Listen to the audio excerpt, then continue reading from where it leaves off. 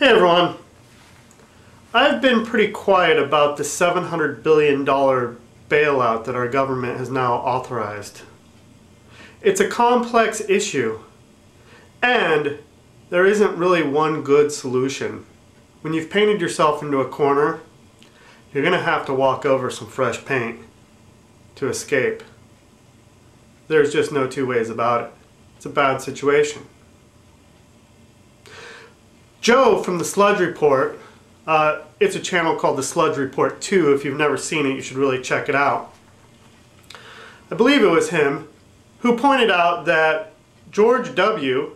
spent the beginning of his presidency transferring public money to the private sector with all the no-bid contracts. He's now finishing off his presidency by transferring private debt to public debt, aka the $700 billion bailout. A double whammy. But it's a little late to play the blame game, although I will note that John McCain's economic policies are in line with George W. And if you're unsatisfied with the current situation, it would not be a wise choice to vote John McCain for president. That aside, I would offer another solution. Part of the problem is that credit was extended on an overinflated housing market. The prices were artificially high of these houses, and many Americans find themselves in a situation where their house is worth much less than what they paid for it and what they owe on it.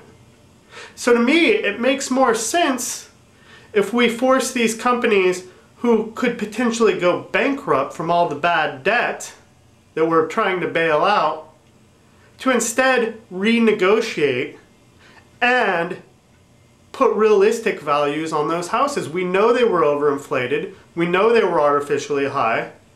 So if we go back through and go, okay, realistically, what is this house worth?